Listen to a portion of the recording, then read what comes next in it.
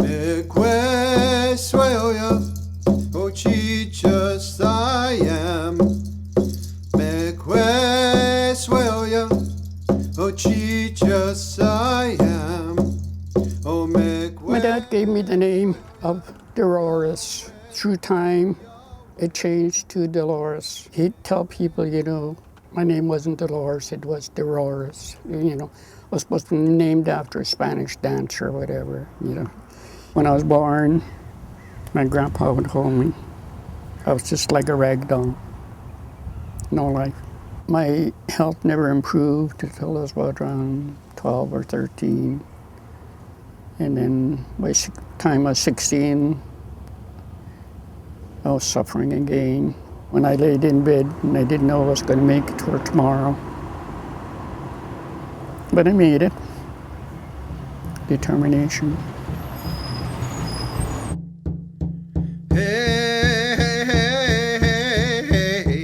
We weren't allowed to be laying around in bed all morning or something. Like, we had to get up at 7.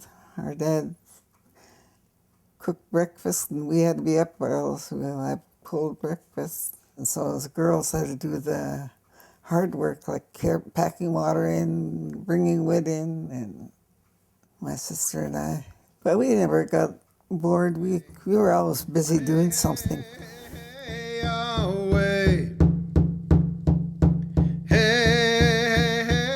I was born in Ruby Creek, August 12th, 36. And the midwife was Sophie Johnny, who is related to a number of people from the Chehalis area. And the reason I got my name Margaret Rose was my dad's cousin was present, and my grandmother and my aunts were present when I was born, so we were named right as we were born. They didn't have any scales to weigh kids when we were born, so I'm 5 pounds of butter and 5 pounds of sugar. That's how they weighed me on one of those little fish scales.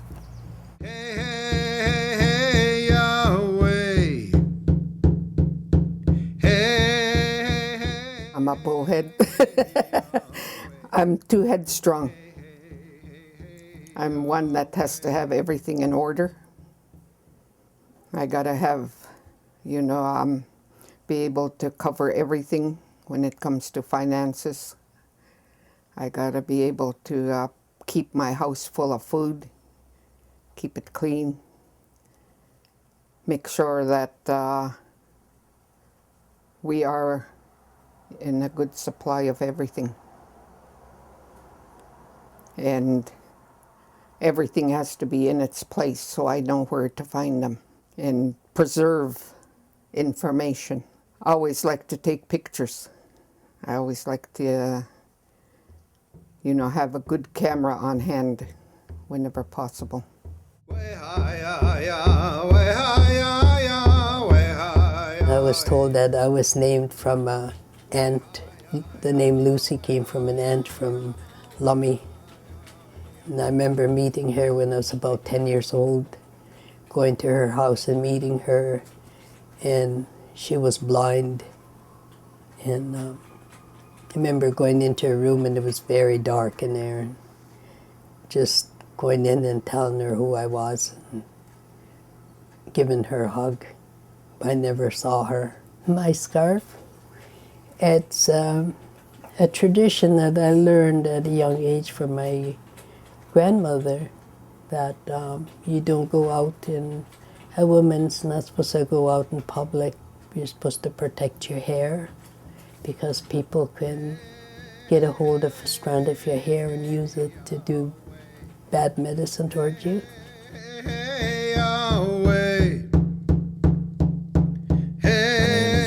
Charles Michael Chapman. The name Charles comes from my family because my father had that name, and I believe there was other people in the family that had the name Charles, so I'm not the first or the second one. I do have a traditional name that was given to me. It's Cement. It comes from the Musqueam people. And when it's translated to English, it means a rock in swift waters used to settle people down. The main thing I know about our name, it originated from a place just above Spuzzum. There was a place up there called Chapman's Landing. And way back in the early days, our ancestors were given one name. And each time they would gather, they would introduce themselves, and they would be saying, "My name is Charles from Chapman's Landing." And it came to a point where the government now wanted us to have a second name, like a family name. And they wanted to give them names that were associated to where they came from or whatever they did in their life. And that's how we got the name Chapman. My dad's name was Charles Joseph Chapman, and my mom was Maggie Johnson from DeRoche. My dad came from the Chapman family in Spuzzum, and his dad or grandfather gave him the fishing grounds down, which is known now as Squagluk First Nations, Squagluk number 1. My oldest brother was, they called him William when he was young. His name is William Chapman. My dad and my uncle adopted him when he was about 6 months old. His mother passed away. His mother was my dad and my uncle's only sister. Her name was Josephine. Our dad bought the land for Bill so he wouldn't be lost without land, because he was an orphan. And he bought land for $500. That was years ago. That's how they have their house on the reserve. Because he lived off reserve most of the time logging, and he didn't have no land because his family passed on early. My dad always worked for CPR, mostly a little bit of logging, not very much, but mostly worked for the CPR. And my mom didn't go out to work. She stayed home and always worked on the garden. We always had big gardens, vegetables, everything. So we grew up doing a lot of canning fish and canning vegetables and everything. Because out in the country there's no electricity, so we did all the canning when we were kids. They had cows and pigs and horses that they all looked after. And the area where Debbie has her house now, that was my dad's property. There was an exchange in 1947, and that also was a very large garden. And those two areas, along with where the band office is, there was also another garden there. And that took care of all the community people, not just the native people, but all the people who lived on the reserve and around the reserve. So everybody sort of took their time to do work on the gardens. In my dad's first land, there was 2 storage areas, and they're called root cellars. And they're fairly big. They're about maybe 10 by 8 or something, and they're about maybe 8 feet down in the ground. And so those are all cleaned out before anything's stored in them. Most of them were built with railway ties and sort of insulated, and then 2x4s, and then shelves. they had shelves where they had one side was maybe all fruit and vegetables, and the other side was all salmon, because they canned enough salmon for every day of the year, plus extras for people who need it. Our parents worked hard for a living. They worked hard to put food on the table, to take care of us. And they were always doing something to get ready, you know, and I really admired that, you know, and I realized that, you know, we didn't have corner stores a block away, or if we were out of something, we could go down and get it. We had to prepare and think ahead. When I started looking at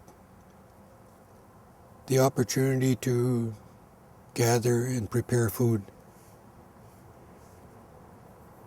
for a later time, I saw that happening in my own family with my sister Dolores and my sister Gladys, where they would be preparing and putting things away. We had to carry water from the river until our dad put in a pump, and that was easier. We didn't have to go far. My sister and I used to, after our dad cut the hay, we'd go out there and we'd just harness up the horse, and we took the older one because he wasn't jumpy as the other one, too much energy. Loaded up with hay and we'd haul it in. Real farmers. We didn't have a wagon, so we just used a sled. And we'd put the hay away for the horses, because horses were important to our parents for the gardens and everything. I think one of the things that we really got to know was the horses. You know, they were so big that, you know, the horses knew we were around there. The horses were like a babysitter. You know, there were times that we did get left alone, and the horse would come up. And we'd see them, and we'd say, "The horses are coming in." Way we'd start running, and of course the horse heard us, and they would start running too. And it was like playtime for them, teasing us. And as soon as they would get up to us, they would kind of nip us, you know. "I'm here." Keep running. And it was a game. To them, to the horses, it was a game. To us, we would do our best to get away from them. There was one roof that we could climb on. And Pat always stood there. They never went after Patrick, but they always went after the three of us. Horse would take off, so we would go down sneaking. Horse would be watching. Chase us again. The four of us younger kids, Charlie, Mary, Patrick, and I, we would go outside and play all over on the property. A lot of it was sand, and we'd play around there, we just ran free on our property. There was nobody around. We had 5 dogs there to protect us. They were all tied up by the 2 trails that came into our house. When we go down to get some fruit, whatever tree we went to, we looked up and there would be these 3 baby bears in a tree. And the mother would be sitting in the grass somewhere watching. We'd take whatever rotten apples or pears or plums, whatever it was we were going to pick, we'd throw it up at the cubs and shake the tree. So we'd pick up the fruit that fell down and we'd fill up our bags. And when we got enough, we'd say, "Thank you." And we'd turn and walk away. The cubs would come down and they'd run off with their mother. The mother never came after us. She would just sit in the grass and watch us, She knew we weren't there to hurt the babies, and we just wanted fruit just like them. And one day we were picking plums and Dad come along.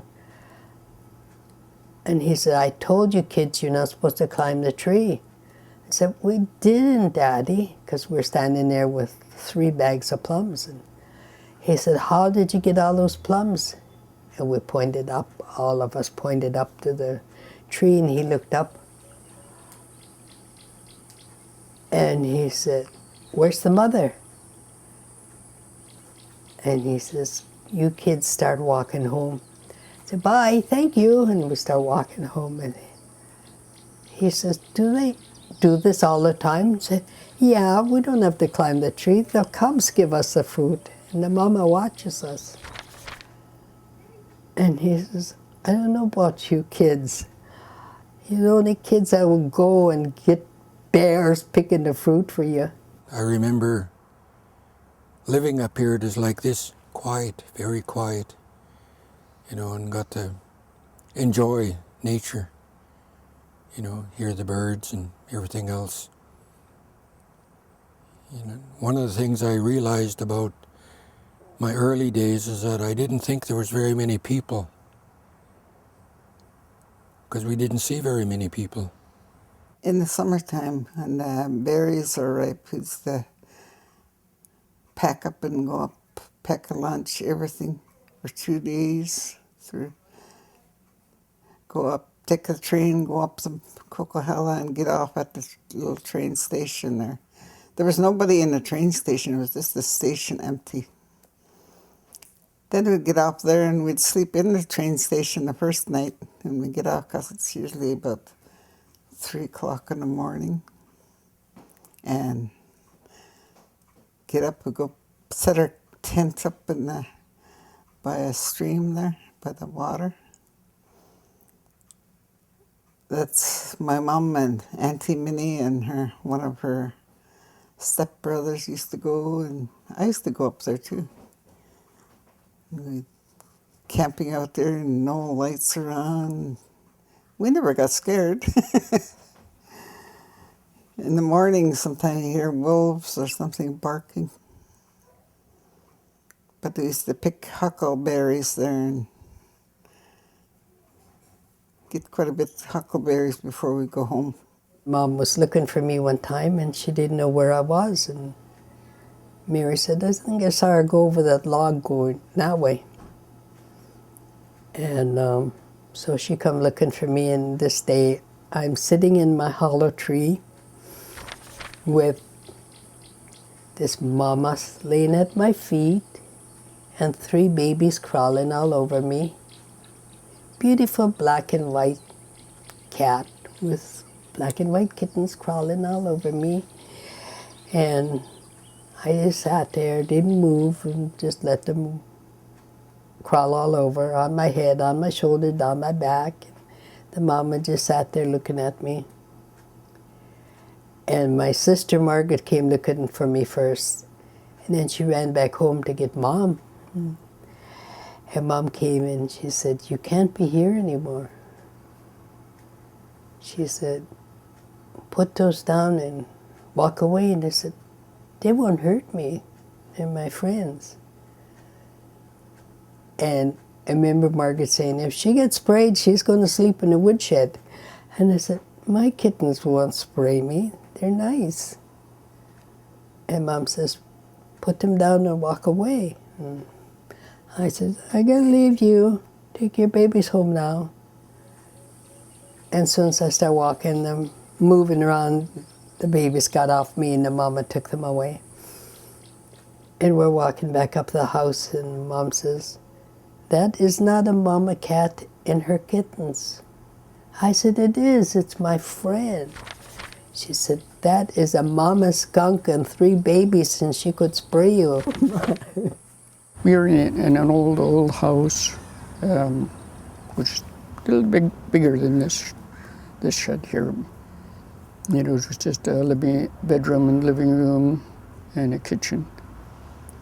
And when we had that flood, the water almost tore our house apart, you know. So we were able to get out. They came around and they looked and they said, well, the house is not livable, so they gave us a house. And my dad was already building a log house, you know.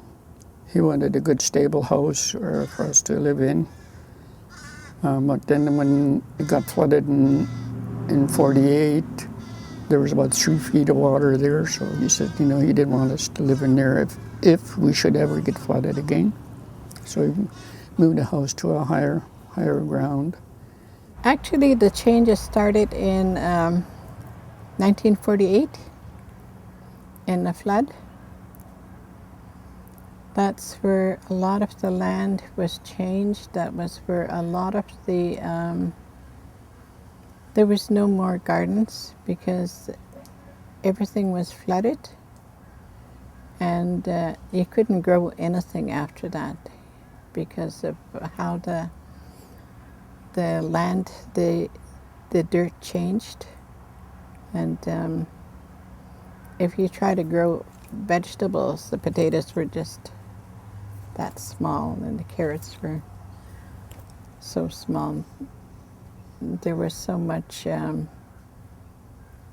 guess, debris, junk, and there was no more raspberries or blackberries and all that. They were all gone. A lot of things changed because the children were no longer there. They were no longer in the community. We were all sent away to school. My sister and I, Margaret, we didn't get to go to school till we were getting older in age, and they finally took us to Cooper. Took me to Cooper, took Margaret to Mission. Then all the rest, Mary and Lucy, they went to Cooper too, because that's where we all ended up, at Cooper Island, so far away. I didn't like the idea because leaving our parents, everything changed.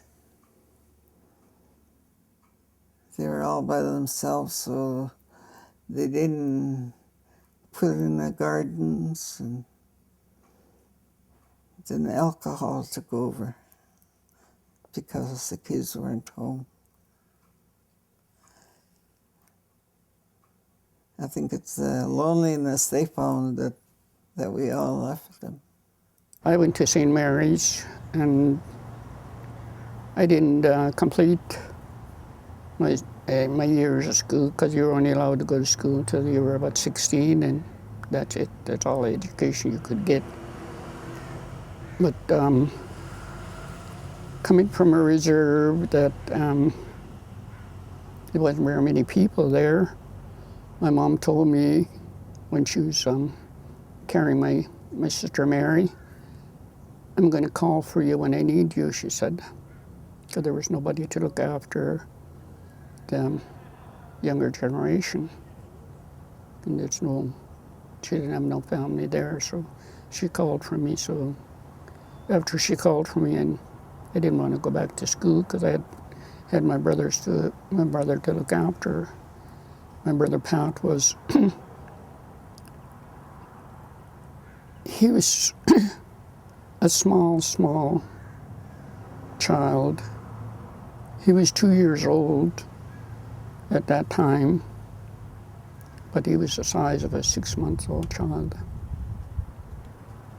And for my mom to raise like 2 babies, that was kind of a little difficult. So I took on the chore of looking at my brother Pat.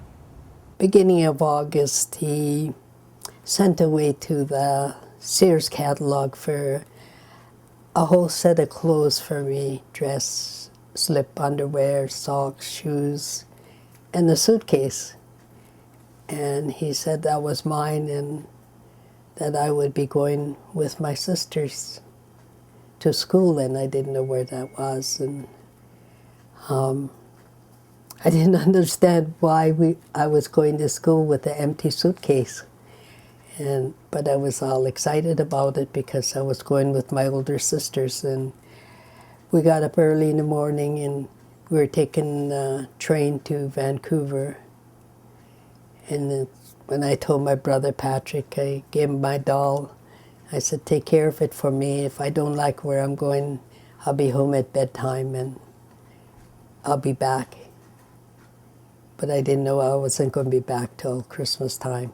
And they sent us from home over to Vancouver Island, to Cooper Island. And it was different, riding a ferry across the water, which I never saw before. It was all exciting for me. And then being picked up and brought to Chemainus in the car, and then taking another small boat over to Cooper Island. And we got there, and my sisters took off to see their friends, and I'm standing there by myself, not knowing anybody,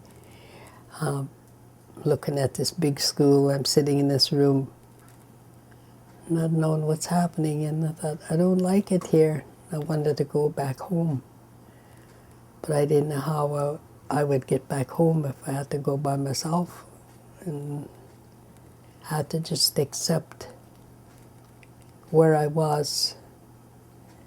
And I didn't understand about sleeping in a big room with other kids that I didn't know. Going away to school was with hundreds of people in the school. It was like I was the only one. There was never any really good friendships built. And we were all strangers. And we didn't share names, we were numbers. One of my thoughts about going to the residential school is they were good thoughts, and yet they were bad thoughts. One of the thoughts I had was that, wow, you know, it must be different to go to school. It must be something special because they're sending me so far away. And there must be not too many schools set up for me to go to school.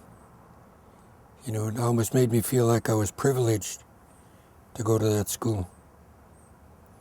But it was soon after getting to the school I found out what it was like. You know, it was totally different. You know, and that's when I started to learn about all the other people from other areas being sent there to go to school.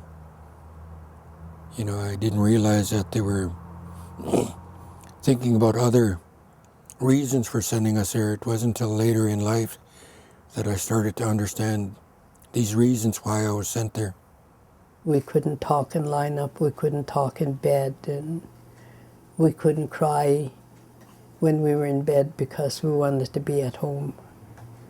Because if we got caught talking or crying, we got strappings. In my first 3 years in residential school, I got a lot of strappings because of helping my friends. One of the things that happened at the school is that early in my life at the school, my mother passed away. Not very long after that, my father passed away. With these two deaths was that the residential school now became my home. I had to learn how to accept whatever they gave me. You know, whatever I was using for clothes, they provided.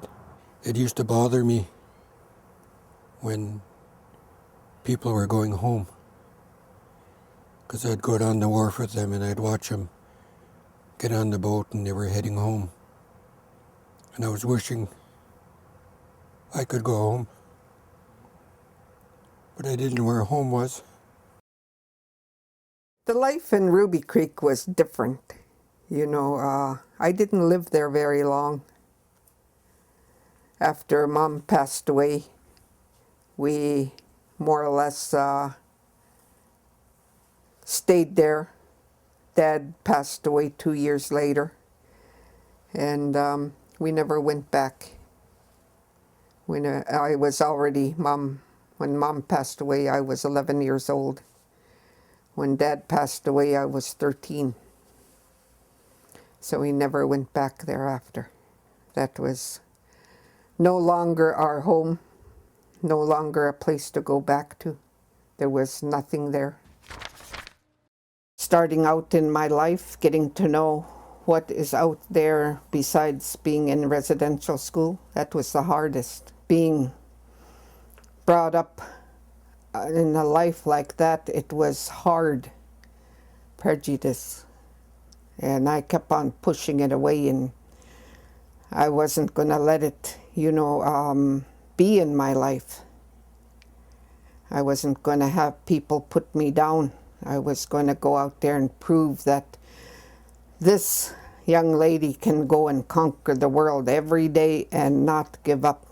It was different coming to this community because I didn't know anybody here and totally moving away from my family. And living so far away from my aunts and uncles was kind of difficult going back and forth to the valley, mainly because we didn't have a car and he didn't drive. The whole lifestyle was totally different, whereas living in the Fraser Valley, we had our community gardens, meaning everybody shared in the gardens, and we had our fishing and hunting and that. And it wasn't the same here. It was totally different. Different in the sense that we were more into modern foods. I didn't do as much sewing as I did growing up in my grandmother's community. I've been knitting for years just to support the kids and myself, pay our mortgage when we lived in Vancouver. And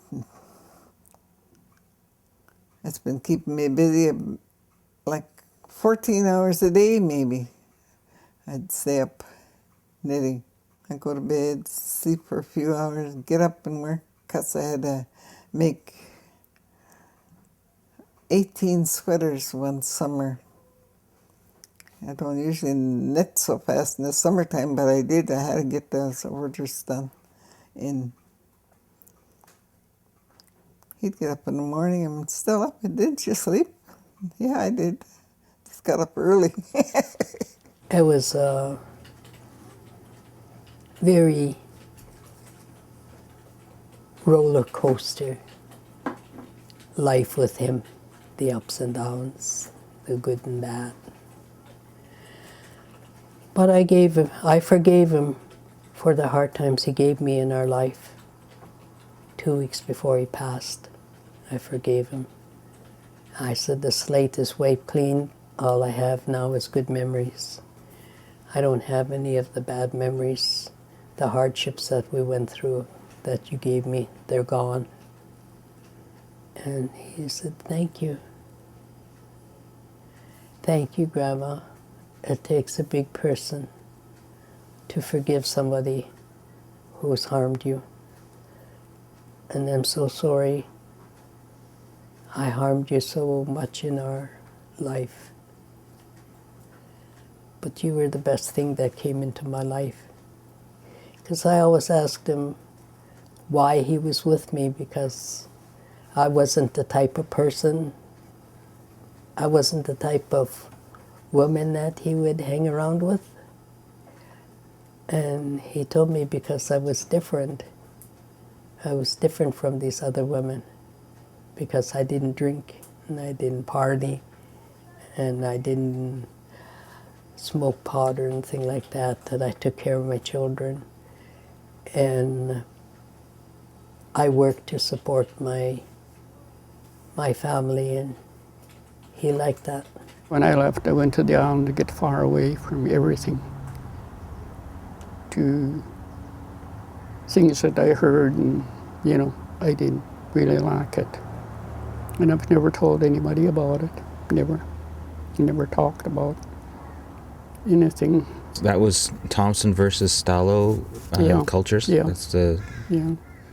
Because of the wars that they had, that was built in them, like don't go outside of the culture.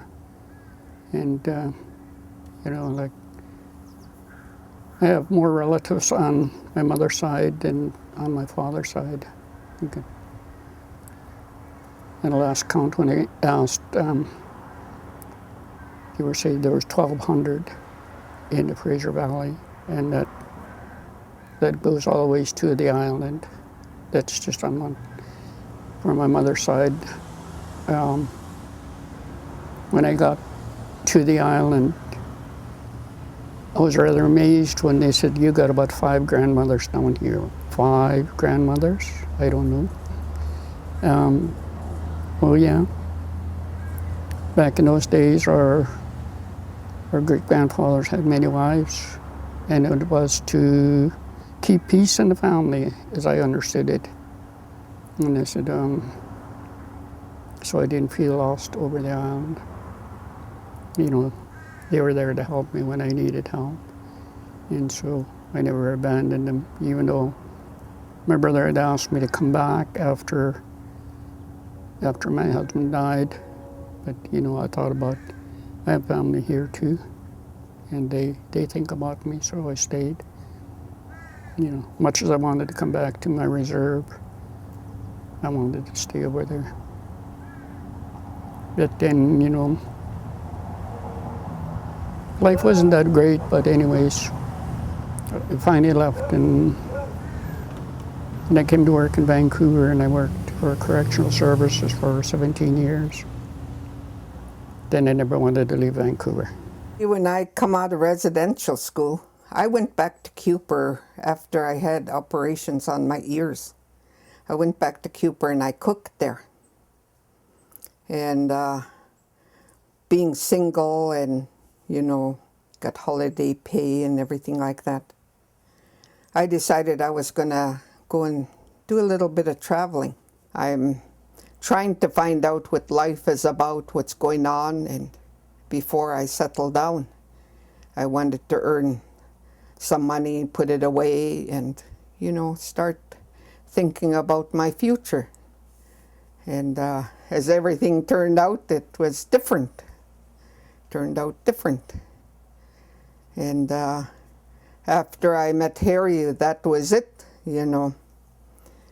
We didn't separate right away. We made a home. We had 4 kids, 2 boys, 2 girls. And being an outsider, I found it very hard. You know, Harry never put me down or anything, but it was his mother. She was very, you know, very hard on me because I wasn't told about mommy's boys.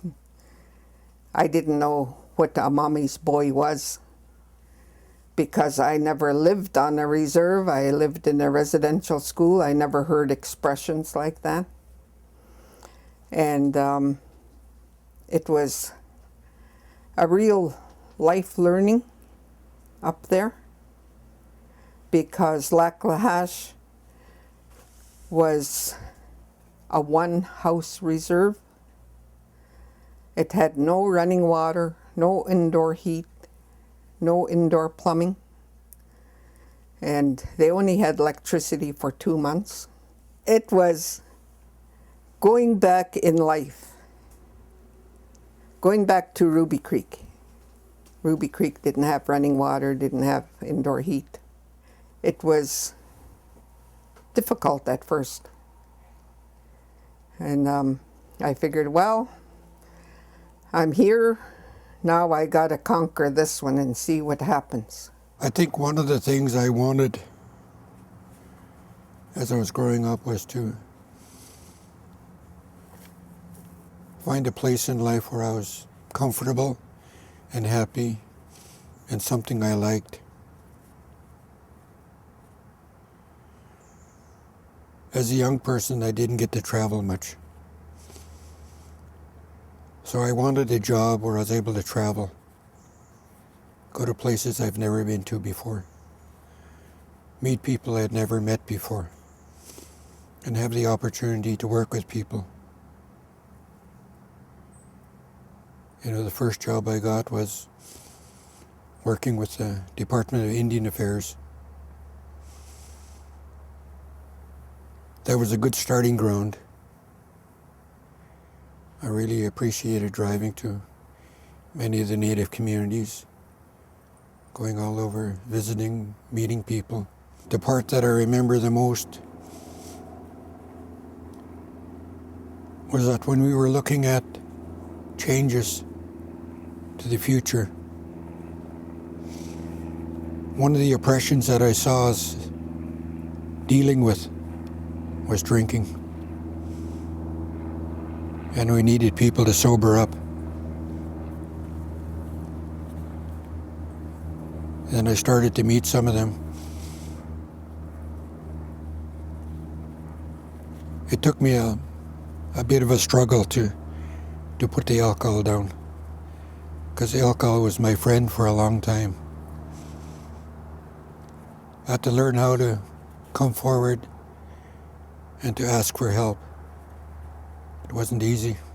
My children are very proud of being, from the Dixon family, because their Uncle Eddie being a chief and their cousins working for the band. A lot of their relatives are on Kenham Lake that they know. They are working, and chief and council and stuff like that. So my children know who their relatives are up there, and it has helped them a lot in their life to be strong, to be opinionated, and I like that. I like that a lot. And I always wondered, how they would be if I left their life. And I tell them, oh, I'm going back to Laclahash to live. You wouldn't like it up there. They would tell me, you wouldn't like it up there. It's easy down here for you. And I said, well, it's a challenge. Life is easy down here. I like a challenge once in a while. Mr. Gladys and I always talk about, our children don't know the life we went through, how we survived. All they know is turning a switch on, turn this, nothing of work. Only your hands work. You turn the switch on, turn this on, and that. They would know how to survive in this world. You want to wash clothes, all you could do, turn the switch and the water goes in. You don't have to pack it. You don't have to heat it up, all these things. If that time ever came, that they had to do that, they would know how to do it. I talk to my children and my grandchildren a lot about the different parts of my life, and most of them know pretty well the growing up years, especially after I left school, the poverty, the loss of our parents. Both our parents were murdered within 2 years of each other. And my brother Pat and I lived in Ruby Creek by ourselves for a number of years. And I guess for the younger ones, including my nieces and nephews, that they really have to listen to some of the things we say. And us older ones who have had different life experiences have different words to say, that we're not all the same. We never grew up to be the same.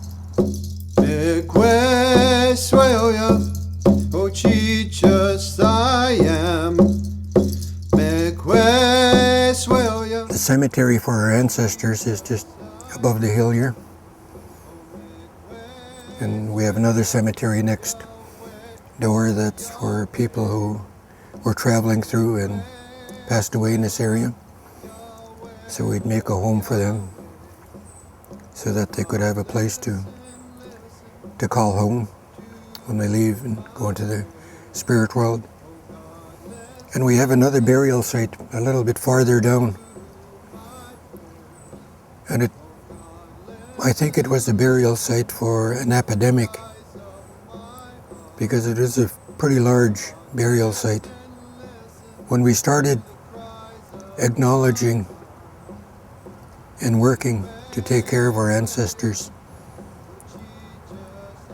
we had several different areas where we would do our burnings to feed them. And we started moving around, and slowly we moved on to this area. And we started using this area as a site to offer our food offerings and clothing to them. And when it was our turn, for my interview, this is where I wanted to be. And the reason I wanted to be here was that I knew my family members up here would be here with us today too. They would be here supporting me. They would be here acknowledging that whatever I shared would be helpful to somebody. And they're here and glad that everybody is here too. They like visitors. They appreciate the visit. This is a sacred ground for us, a sacred ground for me.